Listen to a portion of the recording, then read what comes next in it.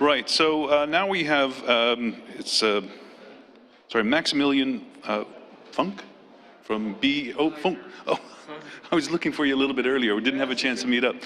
Right, so I'm actually very interested, and you've probably seen their vehicle, which is just sat out in the entrance there, a very interesting concept in terms of a cargo drone, which is very interesting because I've recently been asked to participate in the World Economic Forum on cargo delivery drone type systems. So I'm very interested to hear about this. So I will hand over the podium to you, sir. Cheers.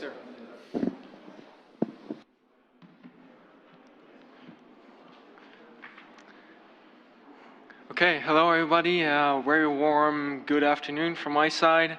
My name is Max Funck, and I'm in charge of the business development at appliance. At appliance, we manufacture and design heavy-duty transport drones, eVTOL aircraft. And I brought this topic to you because you learned a lot about urban air mobility and air taxis yesterday and today. And I think it's also time to talk on what's available on the market today. And there are means of transportation, aerial transportation, even VTOL transportation, which are called helicopters. But there are good reasons why helicopters are not the eVTOLs that we imagine with air taxis. Also, on the other hand, other side of the scale, there are drones, small consumer and prosumer drones, which have been filling the market in an insane speed. But the question really is, what's in between? What's in between that chasm between small drones and light helicopters? And that's exactly where appliance is based. And that's the topic that I want to talk to you about.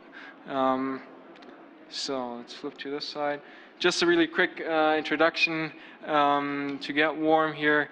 Again, my name is Max. I studied aerospace and management at Technical University of Darmstadt and in Colorado at the University of Colorado in Boulder. And I had the pleasure to work as a student for multiple large aerospace companies. And after finishing my degree, I thought, okay, let's go back, go into a smaller, more agile kind of business and join appliance. I'm also holding a pilot private certificate. I've always really enjoyed to link the academia with real aviation, and that's exactly what we do at B as well. We like to focus on the technical details. We like to be really efficient, but at the same time, we like to go out and fly and make sure that that's a feasible concept, and that's where we both match.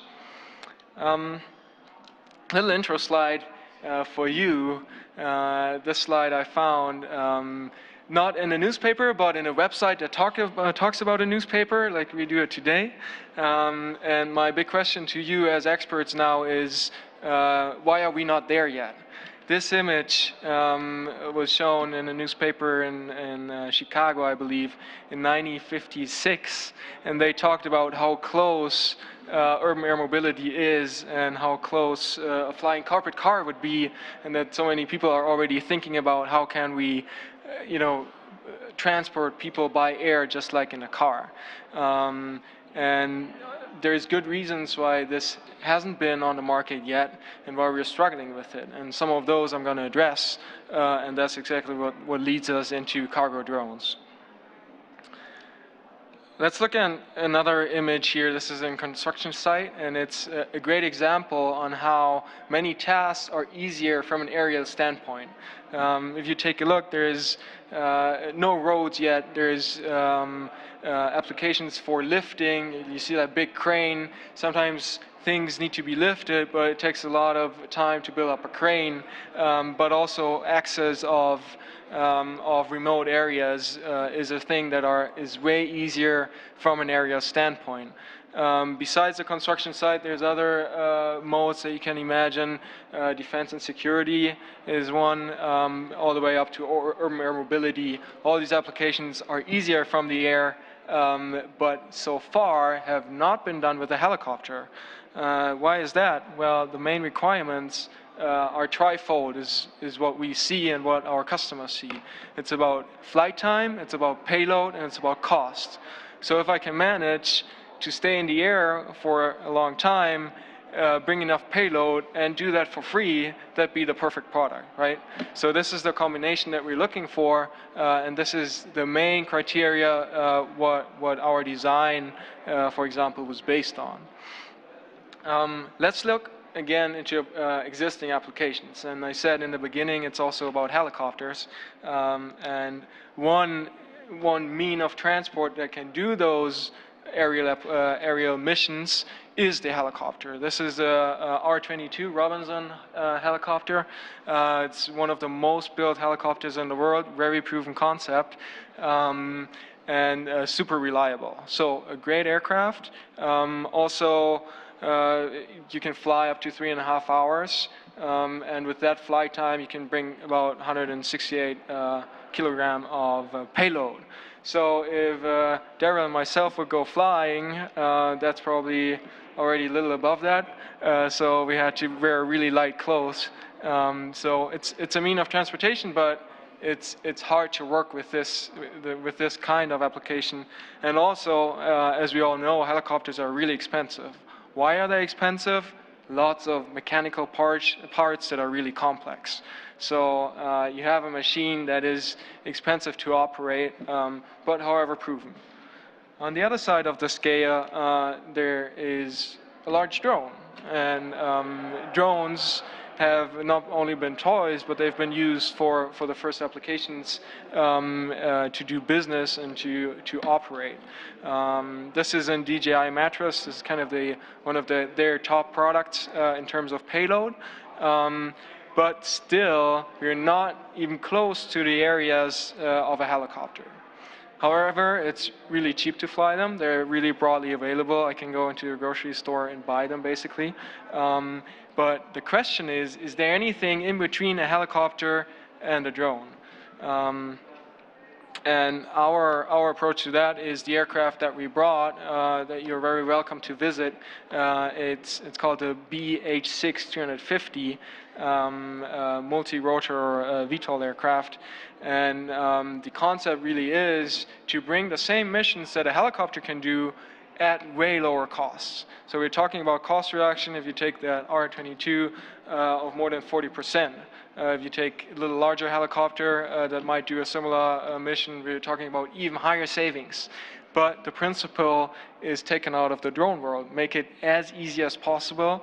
Have a design that's really thoughtful. The 6 rotors do have a meaning. We want to have large rotors for efficiency, but at the same time, enough rotors to have redundancy. So if a rotor fails or a motor fails in this configurations, the other ones, the RPM will go up and you will still have a safe flight. But if you go too small and have too many, you lose efficiency, quite a lot of efficiency. I want to talk about applications, okay? So what does this drone do better than others, other vehicles, and where can we work with? And one application that I brought is agriculture. Already today, the drone market of agriculture is $1.2 billion US. Okay, so already farmers are used to work with drones, mainly to analyze fields from above, do video surveillance, save deer, for example, that's in the fields, and so they're used to that kind of application. However, aerial application, which you see right here, so crop dusting or spray aircraft, those are still aircraft. In the United States, there's like 3,200 spraying aircraft, which are working today, but the fleet is very old. Most of the designs are out of the 60s and 70s, and they're longing to be replaced. And there are products, for example, from DJI, which do exactly that, but with really low payloads. Like they're talking about 15 liters of spray volume. And what our BH6 can do is it can carry 70 liters and fly for an hour. So that's a size where it gets interesting both for farmers and operators to have this kind of aircraft running all day long. You don't need a pilot. You don't need to have a teardrop approach to fly from one field to another. You can be working all day long. and that with the drone base, which is a highly automated aircraft. Another one would be transport and logistics. I think that's pretty self-speaking. We can again carry high payloads. We can also lift things up, which is good for the construction site example.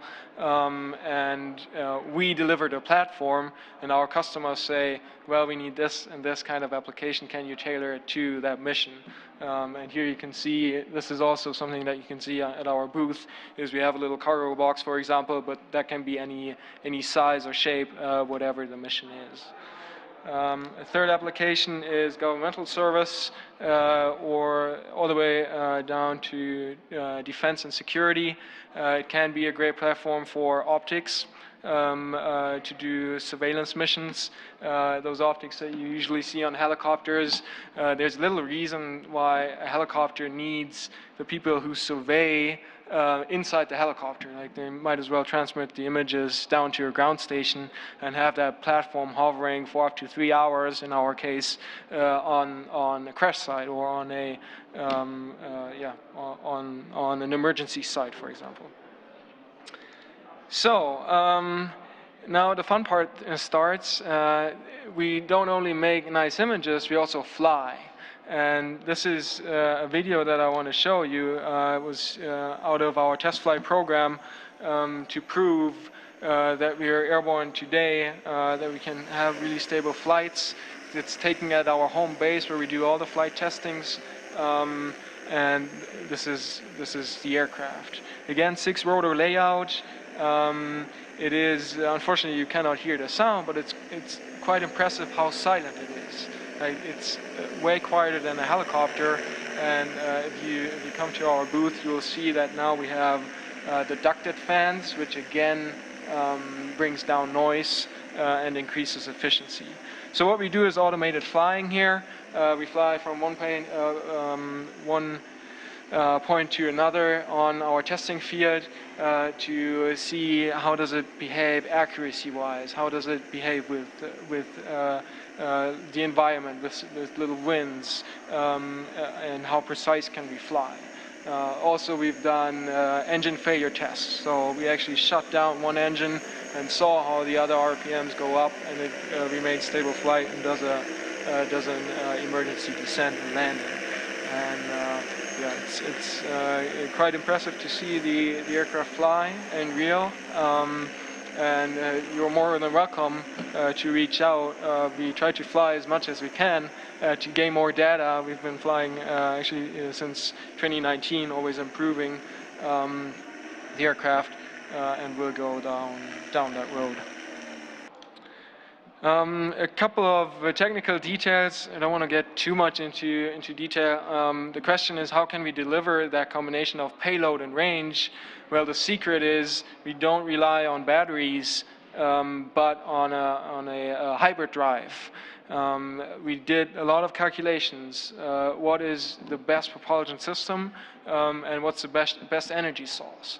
And if you do the math, and that's, well, pretty standard aerospace math, on hovering flight, for example. If you want to do a hovering flight of about 1.5 hours to 2 hours, kind of a typical helicopter mission, with our aircraft, every single part would need to be built out of battery, like all the way up to the tip of the rotor would need to be battery, which is of course not feasible.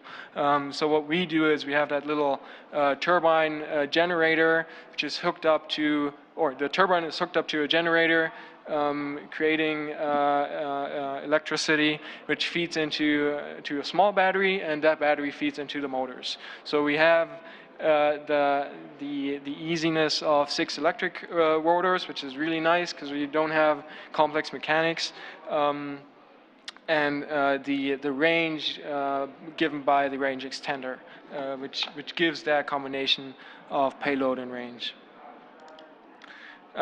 We are a small group. We are only 6 people. It started basically in 2018, first flight 2019, and you've seen how close to a product state we've come so far. It's important to understand that we are a system integrator. So we don't make the electric motors ourselves. We buy them, and that's true for all the major components. We work with a lot of incumbent companies which are really talented in aerospace, and have them design or specialize their products to our application, and we will sell the UAS as B appliance. A quick sum up of the advantages. We have real performance, so you can fly for an hour with 71 kilos. That's something really important to understand. We also have the full data security. So when you buy an B aircraft, you will be using your own data, and it goes nowhere else. That's the promise of us. Technological leadership, we haven't really touched on the ducted fans too much, but it's quite hard to make the housing of a propeller really efficient. And in efficient, I mean that you have the what we call a shroud, or shroud is just another word for the ducted fan, but it's hard to make that efficient at the one time, giving you more thrust, and not adding too much weight that the weight eats away the extra thrust. So that's exactly the combination that we managed. Again, you're welcome to check it out in person. And we do offer this as a platform, and you as a user or the customer can specify what mission you want to do, and we're happy to help with whatever attachment is under there. Is that a camera system, highly sophisticated? Is that a box? Is that a spraying system? All of those can be realized. Where do we stand and what we're looking for? We are right in the test program. You've seen that. We have first revenues as a company. But also now, actually, that first one up there, installation of ducted fans, we're right in that. So those are installed. We've been flying with them, but now the testing goes on and on and on. And of course, we want to deliver a perfectly safe and stable aircraft to the customer. Next step is that installation of the gas turbine. And finally, the commercialization as a product. The step from a prototype to a product is quite hard to make, and that's where we need strong partners. We're looking for a new financing round to get that venture capital in. We are looking for strong partners who are ready to take that first step, who join us on that path with a feasible product and a feasible process and aircraft. This is our team. Again, some highly passionate people on aviation, experts from either aerospace or electronics, and business people. And we are happy to expand this team and again go down the route towards serious production. This having said, I want to give a big thank you to you. Please feel free to ask any questions. Feel free to visit us. You may gently touch the aircraft if you like, and we're happy to talk to you about drones, aviation, and everything that belongs to it. Thanks.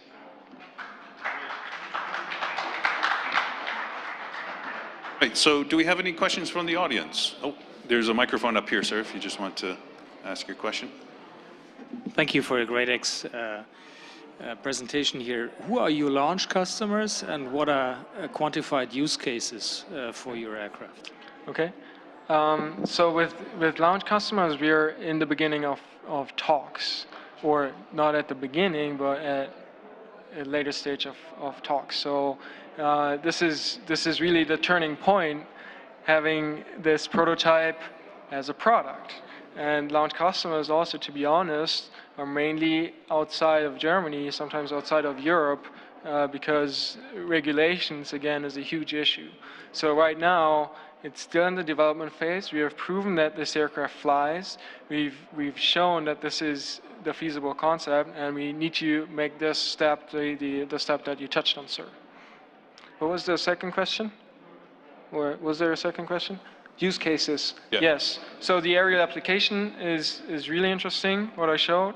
You can you can show that this is cheaper than having the incumbent version, which is either helicopters or spray planes. This is a main use case. Transport, for example, to offshore parks, wind parks is an issue. Usually you have a ship that needs to dock at different windmills, wind rotors, so that can save time wherever it saves time. That's a major use case. There's also energy suppliers is one, like the big companies that fly along the power lines with helicopters today. That can be automated, so we're in talk with those, and those will most likely be the first applications, yes.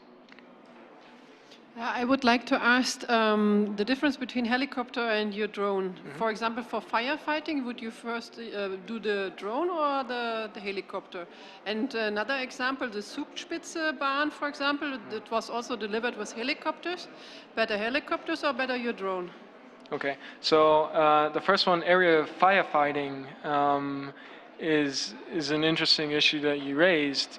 I would claim, like the typical firefighting airplane has about somewhere between 5,000 and 10,000 liters of deterrent, and you will not cover this with our drone. Even in the swarm, it would just not make sense. So that application is something where we say, we can calculate, but we will not get the fire out with that. But for example, if you take California, there's teams of firefighters that actually get deployed with parachutes into the hot zones.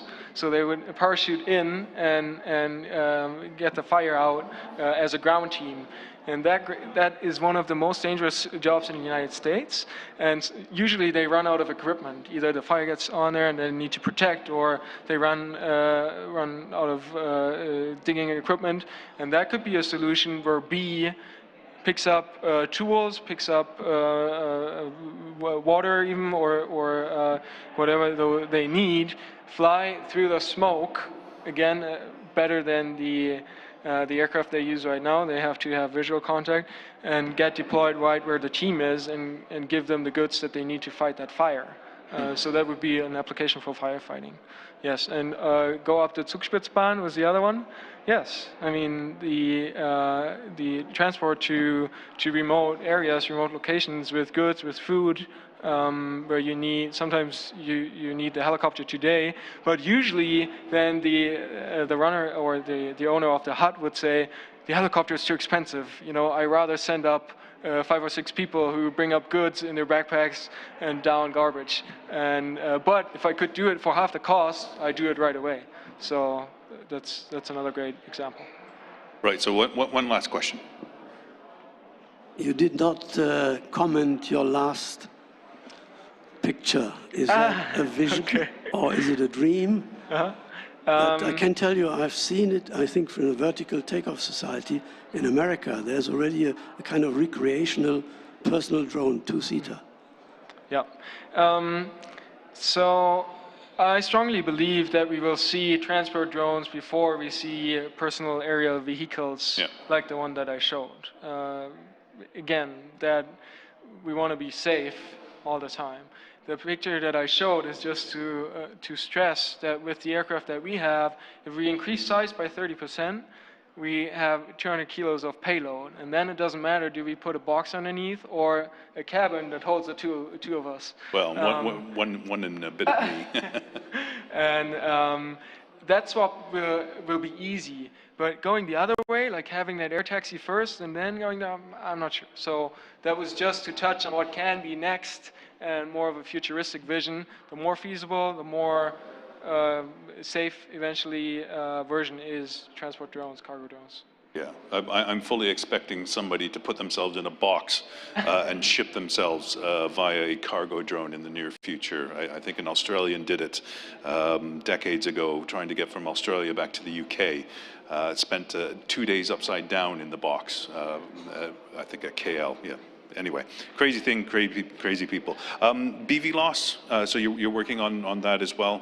You've seen the news recently that BV loss for bridge inspections has been approved in the US by the FAA. Is that on your pathway? So to operate an aircraft like this Yeah. efficiently, you have to go BV loss. Yeah. For sure. Yeah, absolutely. Yeah. Okay, right. That's brilliant. Thank you very much, sir. Thanks. Thank you.